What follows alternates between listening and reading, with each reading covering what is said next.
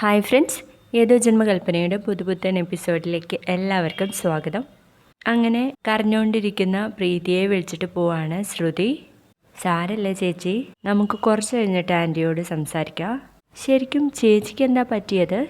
അപ്പോൾ പ്രീതി പറയും, ഞാൻ മനഃപൂർവ്വം ചെയ്തതല്ല ശ്രുതി, എനിക്കപ്പോൾ അങ്ങനെ ചെയ്യല്ലാതെ നിവൃത്തിയില്ലായിരുന്നു.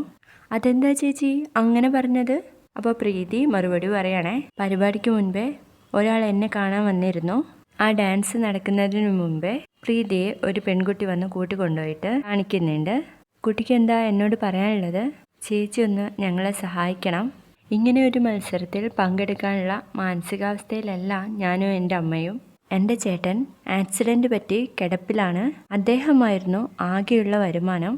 ഇപ്പോൾ ജോലിക്കൊന്നും പോകാൻ പറ്റാത്തതുകൊണ്ട് ആകെ ബുദ്ധിമുട്ടാണ് വീട്ടിൽ. മാത്രമല്ല ചേട്ടനെ ചികിത്സിക്കാൻ നല്ലൊരു തുക ചിലവ് വരുന്നുണ്ട്. ഇപ്പോൾ തന്നെ ഒരു ഓപ്പറേഷൻ പറഞ്ഞതാ, അതിന് തന്നെ 2-3 ലക്ഷം ആവും. ആ സമയത്ത് പ്രീതി പറയും, സോറി, ഇതിനിപ്പോൾ ഞാനെന്ത് ചെയ്യാനാ ചേച്ചി? ഈ സമയത്ത് ഞങ്ങളിവിടെ വന്ന് മത്സരിക്കുന്നത് ഇവിടെയുള്ള 50,000 രൂപ കണ്ടുകൊണ്ടാ ചേച്ചി. ഇവിടെ വന്നപ്പോൾ നിങ്ങളൊക്കെ മത്സരിക്കുന്നത് കണ്ടപ്പോൾ എൻ്റെയും അമ്മയുടെയും സകല പ്രതീക്ഷയും പോയി. നിങ്ങളൊക്കെ നന്നായിട്ട് ക്യാഷ് മുടക്കിയിട്ടായിരിക്കുമല്ലോ ഈ പരിപാടിയിൽ പങ്കെടുക്കുന്നത്. ഞങ്ങളുടെ കയ്യിലാണെങ്കിൽ അങ്ങനെ ഒരു ക്യാഷ് പോലും ഇല്ല. ആ ഒരു തുക പ്രതീക്ഷിച്ചുകൊണ്ട് മാത്രമാണ് ഞങ്ങൾ ഈ പരിപാടിക്ക് വേണ്ടി തുനിഞ്ഞിറങ്ങിയത്. ഡേ കുട്ടി, ഞാനതിന് എന്ത് ചെയ്യണമെന്നാ? അത് ഞാൻ ചേച്ചിയുടെ മുഖത്ത് നോക്കി എങ്ങനെ പറയാനാ? ദേ നോക്ക്, ഞാനൊരു കാര്യം ചെയ്യാം. ഞങ്ങൾക്കാണ് 50,000 രൂപ ലഭിക്കുന്നതെങ്കിൽ ഞാൻ എൻ്റെ വീട്ടുകാരോട് പറഞ്ഞ് കുട്ടിക്ക് തരാം. അയ്യോ, അത് വേണ്ട ചേച്ചി, അങ്ങനെ കിട്ടുന്ന തുകയൊന്നും എൻ്റെ അമ്മ വാങ്ങാൻ സമ്മതിക്കില്ല. ഇവിടെ നിന്ന് സമ്മാനമായിട്ട് ക്യാഷ് കിട്ടുന്നെങ്കിൽ അത് മാത്രം വാങ്ങിയാൽ മതിയെന്ന അമ്മയുടെ വാദം. ചേച്ചി പറ്റുമെങ്കിൽ എനിക്കൊരു ഉപകാരം ചെയ്യണം. ഒന്നുകിൽ ചേച്ചി സമ്മാനം കിട്ടാത്ത രീതിയിൽ കളിക്കുക, അല്ലെങ്കിൽ പരിപാടിയിൽ നിന്ന് ഒന്ന് ഒഴിഞ്ഞു തരണമെന്ന് പറയണേ. ഇതും കൂടി കേൾക്കുമ്പോൾ നമ്മുടെ പ്രീതിക്കാകെ വല്ലാണ്ട തോന്നുകയാണ് കേട്ടോ. കാരണം മനോരമയാണല്ലോ അപ്പുറത്തുള്ളത്. എന്ത് പറയണം എന്ത് ചെയ്യണം എന്നാവാതെ സ്തംഭിച്ച് നിന്ന് പോവാണ് കേട്ടോ പ്രീതി. ഇതൊക്കെ നമ്മുടെ ശ്രുതിയോട് പറയുമ്പോൾ അപ്പോൾ ശ്രുതി ചോദിക്കുന്നുണ്ട്, ചേച്ചി എന്നിട്ടെന്താ ഇതൊന്നും ആദ്യമേ ഞങ്ങളോട് പറയാതിരുന്നത്? എനിക്ക് പറയണമെന്നുണ്ടായിരുന്നു ശ്രുതി. അപ്പോഴേക്കും മനോരമ ആൻറ്റി ധൃതി കൂട്ടി സ്റ്റേജിലേക്ക് കയറിയില്ലേ. ഇങ്ങനെ പറഞ്ഞുകൊണ്ട് നിൽക്കുന്ന സമയത്ത് അവിടെ ക്ലബിൻ്റെ ഒരു മെമ്പർ വന്നിട്ട്, കൺഗ്രാറ്റുലേഷൻ ശ്രുതി. എന്താ madam? Mister and missus Ashwin Sairam ആണല്ലോ ഇത്തവണത്തെ വിന്നർ എന്ന് പറയുമ്പോൾ ശ്രുതിയേക്കാൾ സന്തോഷാവുന്നത് പ്രീതിക്കാണ്. അതേസമയം സങ്കടപ്പെട്ടിരിക്കുന്ന മനോരമയോട് മുത്തശ്ശി പറയുന്നുണ്ട്, ഇങ്ങനെ സങ്കടപ്പെട്ടിരിക്കാതെ വാ, നമുക്ക് അവിടെ പോയിരിക്കാം, പ്രോഗ്രാം കാണാന്ന് പറയുമ്പോൾ ഞാൻ എങ്ങോട്ടും വരുന്നില്ല. ഇല്ലമ്മേ, ഞാൻ ഇവിടെ തന്നെ ഇരുന്നോളാം. ആളുകൾ എന്നെ കാണുമ്പോൾ കുക്കുവിളിയും കളിയാക്കലും ഒക്കെ ഉണ്ടാവും. ഹോ, എൻ്റെ ഒരു മുടിഞ്ഞ മരുമകൾ കാരണം. അപ്പോൾ ആകാശ് പറയുന്നുണ്ട്, പോട്ടമ്മേ, ഒരു തവണയല്ലേ, അത് സാരമില്ല എന്ന് പറയുമ്പോൾ, ഇല്ല ബേബി, ഇത് 1ാമത്തെ തവണയല്ലല്ലോ, 2ാമത്തെ തവണയല്ലേ. കഴിഞ്ഞ തവണ ഞാൻ സ്റ്റേജിൽ തലയും കുത്തി വീണ്. ഇത്തവണ ഞാൻ എൻ്റെ മരുമകൾ കാരണം ആകെപ്പാടെ നാണം കെട്ട് ഓടേണ്ടി വന്നില്ലേ.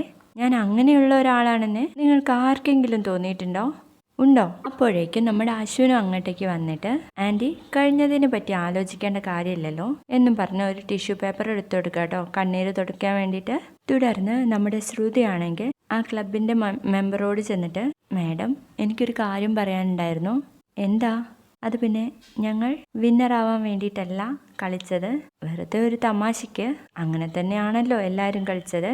നിങ്ങളുടെ പെർഫോമൻസ് എല്ലാവർക്കും ഇഷ്ടമായതുകൊണ്ട് നിങ്ങൾ വിന്നറായി. നിങ്ങളുടെ പെർഫോമൻസിന് പ്രൈസും കിട്ടി. അതെന്തിനാ ഇങ്ങനെ വേണ്ട വേണ്ട എന്ന് പറയുന്നത്? അപ്പോൾ ശ്രുതി പറയും, മാഡം, ഞാൻ പറയുന്നതെന്ന് കേൾക്കുക. സത്യത്തിൽ ഞാനും മുത്തശ്ശിയായിരുന്നു പെർഫോം ചെയ്യേണ്ടത്. മുത്തശ്ശി ഡ്രസ്സ് കൊണ്ടുവരാത്തതിലാ അതിന് എന്നെ സഹായിക്കാൻ വേണ്ടി എൻ്റെ ഹസ്ബൻഡ് കയറിയത്, അല്ലാതെ ഞങ്ങൾ പ്രൈസ് വിൻ ചെയ്യാൻ വേണ്ടിയിട്ടല്ല. ശരിക്കും ആ പൂതപ്പാട്ട് കളിച്ചില്ലേ ആ കുട്ടിയും അമ്മയും, അവരുടെ പെർഫോമൻസാ നന്നായിരുന്നത്. നിങ്ങൾ ആ പ്രൈസ് അവർക്ക് കൊടുക്കൂ എന്ന് പറയണേ. അപ്പൊ ലേഡി പറയുന്നുണ്ട്, അത് നിങ്ങൾക്ക് തോന്നിയത്, പക്ഷെ ഓഡിയൻസും ജഡ്ജസും നിങ്ങളുടെ പെർഫോമൻസ് കണ്ടിട്ടാണ് ഇംപ്രഷൻ ആയത്. മേഡം എന്തൊക്കെ പറഞ്ഞാലും പ്രൈസ് വേണ്ട. പിന്നെ എൻ്റെ ഭർത്താവിൻ്റെ കൂടെ നിന്ന് സമ്മാനം വാങ്ങിക്കുന്നതും എനിക്ക് താല്പര്യമില്ല. കുട്ടി എന്തൊക്കെയാ ഈ പറയണേ? ഞങ്ങൾ ശരിക്കും മറ്റൊരു പെർഫോമൻസ് ചെയ്യണം എന്നാ വിചാരിച്ചത്. അപ്പൊ കാര്യങ്ങൾ ഇങ്ങനെയൊക്കെ ആയ സ്ഥിതിക്ക് ഞാനും എൻ്റെ ഹസ്ബൻഡും പെട്ടെന്ന് തട്ടിക്കൂട്ടിയെടുത്ത ഒരു പെർഫോമൻസായി. അതുകൊണ്ട് ഞങ്ങൾക്ക് ആ പ്രൈസ് വേണ്ട എന്ന് തീർത്തും പറയുമ്പോഴേക്കും അശ്വിനും മുത്തശ്ശിയും കൂടെ അങ്ങോട്ടേക്ക് വരുന്നുണ്ട്. എന്നിട്ട് ആ ലേഡി പോയി കഴിഞ്ഞപ്പോഴേക്കും നമ്മുടെ മുത്തശ്ശി ചോദിക്കുന്നുണ്ട്, എന്താ ശ്രുതി, എന്താ നിനക്ക് പറ്റിയേ? കുഞ്ഞൻ നിന്നെ വഴക്ക് പറഞ്ഞോ? എന്താ പിന്നെ പ്രൈസ് വേണ്ട എന്ന് പറഞ്ഞത്? മുത്തശ്ശി, ഞാൻ പറയുന്നതൊന്ന് കേൾക്കണം. ഞങ്ങൾ ആ പ്രൈസിന് അർഹതപ്പെട്ടവരല്ല. അതിന്റെ ഇഷ്ടത്തിന് ചെയ്യാൻ വേണ്ടിയിട്ട് മുത്തശ്ശി എന്നെ സഹായിക്കണം എന്ന് പറയണേ. ശ്രുതി അങ്ങ് പോകുന്ന നേരത്ത് അശ്വൻ പോയി കൈ അങ്ങ് പിടിക്കട്ടോ. ശ്രുതി, നീ എന്തിനാ ആ സമ്മാനം വേണ്ടെന്ന് പറഞ്ഞത്? അത് വേണ്ടെന്ന് എനിക്ക് തോന്നി. അതിന്റെ കാരണമാണ് ഞാൻ ചോദിച്ചത്. അതിന്റെ കാരണം പറയാൻ എനിക്ക് മനസ്സില്ല എന്ന് പറയണേ. അല്ലേലും ഞാൻ എന്തിനാ നിങ്ങളോട് പറയുന്നേ? നിങ്ങൾ നിങ്ങളുടെ മനസ്സിലുള്ള കാര്യമൊന്നും എന്നോട് പറയാറില്ലല്ലോ. How dare you? എൻ്റെ ഒപ്പം നിന്ന് സമ്മാനം വാങ്ങുന്നത് നിനക്ക് കുറച്ചിലാണോ എന്ന് ശ്രുതിയോട് ചോദിക്കുകയാണ് അശ്വൻ. ആണെന്ന് പറഞ്ഞാൽ നിങ്ങൾ എന്ത് ചെയ്യും? ഇവിടെയുള്ള സാധനങ്ങളൊക്കെ എടുത്ത് പൊട്ടിക്കോ? എന്നാ പിന്നെ അതൊക്കെ ചെയ്യേ. എന്നാലും അത് എന്തുകൊണ്ടാണ് വാങ്ങാത്തതെന്ന് നിങ്ങളോട് പറയാൻ എനിക്ക് മനസ്സുണ്ടാവില്ല എന്ന് പറയണേ. ഇത് കേൾക്കുന്ന അശ്വൻ ഒരൊറ്റ പോക്കാണ് കേട്ടോ.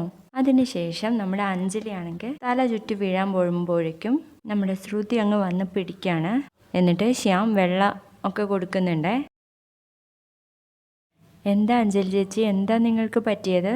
ഞാൻ ധൃതിയിൽ വരുന്ന കൂട്ടത്തിൽ മരുന്നെടുക്കാൻ മറന്നുപോയി ശ്രുതി, അതായിരിക്കും എന്ന് പറയുമ്പോൾ, ഞാൻ മെഡിസിൻ വാങ്ങിയിട്ട് വരാം ചേച്ചി, ഇതാ ഇപ്പൊ വരാം എന്ന് പറഞ്ഞ് പോണ സമയത്ത് അഞ്ജലി പറയും, ശ്രുതി നീ ഒറ്റയ്ക്ക് പോണ്ട, ശ്യാമേട്ടാ ഒന്ന് കൂടെ ചെല്ല് എന്ന് ശ്യാമിനോട് പറഞ്ഞതും ശ്യാം ഇങ്ങനെ ഒരു ചിരിയോട് കൂടിയിട്ട് ശ്രുതിയെ നോക്കുകയാണ് കേട്ടോ. ശ്രുതിയാണെങ്കിൽ ഒരു ഭയത്തോട് കൂടിയിട്ടാണ് കേട്ടോ ശ്യാമിനെ നോക്കുന്നത്. വേണ്ട ചേച്ചി, ഞാൻ തനിയെ പോയിക്കോളാം, അതിന് വേണ്ടിയിട്ട് അത്രയ്ക്ക് സമയമൊന്നും ആയിട്ടില്ലല്ലോ. അപ്പോൾ അഞ്ജലി പറയുന്നുണ്ട്, വേണ്ട ശ്രുതി, ശ്യാമേട്ടനും കൂട്ടിയിട്ട് തന്നെ പോയാൽ മതി. ഇത് കേൾക്കുന്ന ശ്യാമാണെങ്കിൽ, അതിനെന്താ ശ്രുതി, നീ തനിച്ച് പോകണ്ട, ഞാൻ കൂടെ വരാം എന്ന് പറയാട്ടോ. അപ്പോൾ അഞ്ജലി, ദേ ശ്രുതി, ഇതൊന്നും കുഞ്ഞനറിയില്ല കേട്ടോ, അവൻ ആകെ സങ്കടാവും, പിന്നെ പ്രോഗ്രാം കഴിയുന്നവരെ ഒന്നും നിൽക്കാൻ സമ്മതിക്കില്ല. ദേ ശ്യാമേട്ടാ, നിങ്ങൾ കുഞ്ഞനോട് ഒന്നും പറയരുത് കേട്ടോ. ആ എന്ന് പറഞ്ഞിട്ട് ശ്യാം ശ്രുതിയുടെ മുഖത്തേക്ക് ഇങ്ങനെ നോക്കി ചിരിക്കുകയാണ് കേട്ടോ. വാ ശ്രുതി, നമുക്ക് മെഡിസിൻ വാങ്ങി വരാം എന്ന് പറഞ്ഞ് ശ്യാം ശ്രുതിയുടെ കൈ അങ്ങ് പിടിച്ചിട്ട് പോവാണ് അഞ്ജലിക്ക് മുൻപിൽ വെച്ച് തന്നെ. അഞ്ജലിയാണെങ്കിൽ അപ്പോഴും ഒന്നും അറിയാതെ ആ വെള്ളം കുടിച്ചുകൊണ്ടിരിക്കുകയാണ് കേട്ടോ. തുടർന്ന് സ്റ്റേജിലാണെങ്കിൽ അനൗൺസ് ചെയ്യാണ് വിന്നേഴ്സിനെ. അപ്പോൾ ശ്രുതി പറഞ്ഞ പോലെ തന്നെ ആ പൂതപ്പാട്ടിൽ കളിച്ച അവർക്ക് തന്നെയാണ് കേട്ടോ സമ്മാനം കൊടുക്കുന്നത്. അപ്പോൾ ആ സ്ത്രീ പറയുന്നുണ്ട്, ഇത്തവണ നമുക്ക് 50,000 രൂപയാണ് വിന്നേഴ്സിനുള്ള പ്രൈസ് പ്രഖ്യാപിച്ചിരിക്കുന്നത്. ഇത് കേൾക്കുന്ന മനോരമയാണെങ്കിൽ, ഓ എൻ്റെ ദൈവമേ, ആ 50,000 എനിക്ക് കിട്ടേണ്ടതായിരുന്നു എന്നും പറഞ്ഞ് അവിടെ നിന്ന് കരയാണേ. എന്തോരം മേക്കപ്പ് സാധനങ്ങൾ വാങ്ങിക്കായിരുന്നു, ആ ഒരൊറ്റ മരുമകൾ കാരണം അതൊക്കെ നശിച്ചു എന്ന് പറഞ്ഞ് ഇരിക്കുകയാണ്. തുടർന്ന് നമ്മുടെ ശ്യാമാണെങ്കിൽ മെഡിക്കൽ ഷോപ്പിൽ മരുന്നിന് കൊടുത്തിട്ട് ശ്രുതിയെ ഇങ്ങനെ നോക്കി നിൽക്കുക. ശ്രുതിക്കാണെങ്കിൽ എന്തോ പോലെ തോന്നിയിട്ട് റോഡിലേക്കൊക്കെ നോക്കി നിൽക്കാട്ടോ. അപ്പോൾ ആ മെഡിക്കൽ ഷോപ്പിൽ അയാൾ വന്നിട്ട് പറയുന്നുണ്ട്, സാറ് പേടിക്കേണ്ടതൊന്നുമില്ല, ക്യാരിയിങ് ആവുന്ന സമയത്ത് ഇങ്ങനെയൊക്കെയുള്ള പ്രശ്നങ്ങളൊക്കെ കാണും, എത്രയൊക്കെ ടെൻഷൻ അടിക്കേണ്ട എന്ന് പറഞ്ഞാലും ഭർത്താവുമ്പോൾ ഭാര്യയുടെ കാര്യത്തിൽ ടെൻഷൻ അടിച്ചേ പറ്റുള്ളൂ. അപ്പോഴേക്കും നമ്മുടെ ശ്രുതി ആണെങ്കിൽ ആ മരുന്ന് വാങ്ങിയിട്ട് ശ്യാമിനോട് പറയുന്നുണ്ട്, സാറ് വന്നേക്ക് ക്യാഷ് കൊടുത്തിട്ട് ഞാൻ പെട്ടെന്ന് പോയി ചേച്ചിക്ക് മരുന്ന് കൊടുക്കാം എന്ന് പറയണേ. അങ്ങനെ ശ്യാം അയാൾക്ക് കാശ് കൊടുക്കുന്ന സമയത്ത് അയാൾ ചോദിക്കും, അപ്പോൾ ആ പോയ കുട്ടി സാറിന്റെ മിസ്സസ് അല്ലേ? ഞാൻ കരുതി എന്ന് പറയുമ്പോൾ ശ്യാമ് വീണ്ടും ശ്രുതി പോകുന്നത് നോക്കി നിൽക്കാട്ടോ. എന്നിട്ട് ശ്രുതി മുഖമൊക്കെ ഇങ്ങനെ തുടച്ച് വെച്ച ഒരു ടിഷ്യൂ പേപ്പർ അവിടെ വെച്ചിട്ടാണ് കേട്ടോ പോയത്. എന്നിട്ട് ആ ടിഷ്യൂ പേപ്പർ എടുത്ത് ശ്യാം അതിന്റെ ഗന്ധം ഇങ്ങനെ ആസ്വദിച്ചുകൊണ്ട് നിൽക്കാട്ടോ. എന്നിട്ട് ശ്രുതിയെ വിളിച്ച് പറയുന്നുണ്ട്, ശ്രുതി അവിടെ നിൽക്ക്, ഞാനും വരുന്നു. ശ്രുതിയാണെങ്കിൽ സ്പീഡിൽ അങ്ങ് പോവാണ്. ഒപ്പം നമ്മുടെ ശ്യാമും ഓടിപ്പോവാണ് കേട്ടോ. തുടർന്ന് ആ പൂതപ്പാട്ട് പാടിയ അവർക്ക് സമ്മാനം കൊടുക്കുന്ന ചടങ്ങാണ്. അതിനുശേഷം നമ്മുടെ മനോരമയാണെങ്കിൽ കരഞ്ഞിങ്ങനെ പോവാണ്. ആ സമയത്ത് മോഹനൻ വന്ന് ചോദിക്കും, എന്താ മനോരമ ഇത്? 50,000 അതാണ് ഈ കൈവെള്ളയിൽ നിന്ന് തെന്നിപ്പോയത്, എൻ്റെ മരുമകൾ കാരണം. എന്നിട്ട് ആ വിന്നേഴ്സ് നമ്മുടെ മനോരമയുടെ അടുത്തേക്ക് വരുന്നുണ്ട്. മനോരമയ്ക്കാണെങ്കിൽ ഇവരെ കാണുമ്പോഴേക്കും ദേഷ്യം പിടിക്കട്ടോ. എന്താ നിങ്ങൾ ഹാപ്പി ആയില്ലേ? നിങ്ങൾക്ക് സമ്മാനമൊക്കെ കിട്ടിയല്ലോ, ഇനി ഞാൻ കൂടി കൺഗ്രാറ്റുലേഷൻ പറയണമായിരിക്കും എന്നൊക്കെ പറയുമ്പോൾ അവർ പറയും, അയ്യോ ഞങ്ങൾ അതിനൊന്നും വന്നതല്ല, നിങ്ങളോട് എത്ര നന്ദി പറഞ്ഞാലും അതൊന്നും മതിയാവില്ല, നിങ്ങൾ കാരണം ഞങ്ങൾ ഈ പ്രൈസ് കിട്ടാൻ കാരണം എന്ന് പറയുമ്പോൾ, അയ്യോ ഞങ്ങൾ കാരണമല്ല, എൻ്റെ മരുമകൾ ഒറ്റ ഒരുത്തി കാരണം നിങ്ങൾക്ക് ഈ പ്രൈസ് കയ്യിലിരിക്കുന്നത്, അല്ലെങ്കിൽ ഈ പ്രൈസ് എൻ്റെ കയ്യിലിരിക്കേണ്ടതാ, ഞങ്ങൾക്ക് ആവശ്യം ഈ ക്യാഷ് തന്നെയാണ്. അതിനുവേണ്ടി ഞങ്ങൾ നെട്ടോട്ട് ഓടുകയായിരുന്നു. എൻ്റെ മകൻ ആക്സിഡൻറ്റ് പറ്റി കിടപ്പിലാണ്. അവൻ്റെ ഓപ്പറേഷൻ അടുത്ത ആഴ്ചയാണ്. അതുകൊണ്ട് മാത്രമാണ് ഞങ്ങൾ ഈ മത്സരത്തിൽ പങ്കെടുക്കാൻ തയ്യാറായത്. പക്ഷേ ഞങ്ങളിവിടെ വന്നപ്പോൾ നിങ്ങളൊക്കെയാണ് മത്സരിക്കാനുള്ളതെന്ന് അറിഞ്ഞപ്പോൾ ഞങ്ങൾക്ക് പ്രൈസ് നഷ്ടപ്പെടുന്ന ഉറപ്പായിരുന്നു. നിങ്ങളൊക്കെ അത്രയ്ക്ക് നന്നായിട്ടാണ് പെർഫോം ചെയ്തത്. അതറിഞ്ഞുകൊണ്ടാ എൻ്റെ മരുമോൾ ചെന്ന് ഈ കുട്ടിയോട് ഒരു സഹായം ചോദിച്ചത് എന്ന് പറയാട്ടോ പ്രീതിയെ ചൂണ്ടിക്കാട്ടി. അതിനുവേണ്ടി ഈ കുട്ടി കാണിച്ച ആ ഒരു മനസ്സുണ്ടല്ലോ, അതിന് കോടി പുണ്യം കിട്ടും എന്ന് പറയാട്ടോ അവര്. അപ്പോഴേക്കും പ്രീതിയെ നോക്കിയിട്ട് മനോരമ പറയുന്നുണ്ട്, എൻ്റെ മൈ ഗോഡ്, അപ്പോൾ ഇവരെ ഹെൽപ്പ് ചെയ്യാൻ വേണ്ടിയിട്ടാണ് നീ സ്റ്റേജിൽ കയറിയപ്പോൾ ഒന്നും ചെയ്യാതെ അങ്ങനെ നിന്നതല്ലേ? അത് നിങ്ങൾക്ക് മനസ്സിലായില്ലെങ്കിലും എനിക്കും എൻ്റെ മരുമോൾക്കും നന്നായിട്ട് മനസ്സിലായി. വലിയൊരു ഉപകാരമാണ് മോളെ നീ ചെയ്തത്. ഇത് കാണുന്ന മുത്തശ്ശി പറയുന്നുണ്ട്, ഏതായാലും നിങ്ങൾക്ക് പ്രൈസ് കിട്ടിയില്ലേ, നിങ്ങൾ സന്തോഷത്തോടു കൂടി പോയിട്ട് വരൂ എന്ന് പറയുമ്പോഴേക്കും അശ്വിനും അങ്ങോട്ടേക്ക് വരികയാണ്. അപ്പം അശ്വിനോട് പറയുന്നുണ്ട്, സാറേ നിങ്ങളുടെ പെർഫോമൻസിനാ സമ്മാനം കിട്ടേണ്ടിയിരുന്നത്, പക്ഷെ നിങ്ങളുടെ ഭാര്യയുടെ നല്ല മനസ്സ് കാരണം പ്രൈസ് വേണ്ടെന്ന് വെച്ചത്. എല്ലാവർക്കും ഒരുപാട് നന്ദിയുണ്ടെന്ന് പറഞ്ഞിട്ട് അവരങ്ങ് പോവാണേ. ശ്രുതിയാണെങ്കിൽ പെട്ടെന്നാണ് കേട്ടോ അവിടെ നിന്ന് വരുന്നത്. ശ്യാമാണെങ്കിൽ ഓടി ഓടിയാണ് ശ്രുതിയുടെ പിന്നാലെ വരുന്നത്. അങ്ങനെ ഓടി ചെന്ന് ശ്യാം ശ്രുതിയുടെ കൈ അങ്ങ് പിടിക്കാട്ടോ. നിക്ക് ഞാനും കൂടെ വരുന്നു, ദേ കയ്യിന്ന് വിടാനാ പറഞ്ഞത്. വിട്ടില്ലെങ്കിൽ നീ എന്ത് ചെയ്യും? നീ എന്താ അഞ്ജലിയോട് ചെന്ന് പറയോ നിങ്ങളോട് എൻ്റെ കയ്യിന്ന് വിടാനാ പറഞ്ഞത്? അല്ലെങ്കിൽ നിങ്ങളുടെ കരണ അടിച്ച് ഞാൻ പൊളിക്കും. പൊളിക്ക് എൻ്റെ കരണങ്ങ് അടിച്ച് പൊളിക്ക്. അങ്ങനെയെങ്കിലും നിന്റെ കൈ കൊണ്ട് എൻ്റെ മുഖത്തൊന്ന് നീ സ്പർശിക്കുമല്ലോ എന്ന് ചോദിക്കുമ്പോൾ ശ്രുതി ഇങ്ങനെ ദേഷ്യത്തിൽ മുഖത്തേക്ക് നോക്കുകയാണേ. അത്രയാണ് ഇന്നത്തെ എപ്പിസോഡിൽ കാണിച്ചിരിക്കുന്നത്. വീഡിയോ ഇഷ്ടമുണ്ടായിട്ടുണ്ടെങ്കിൽ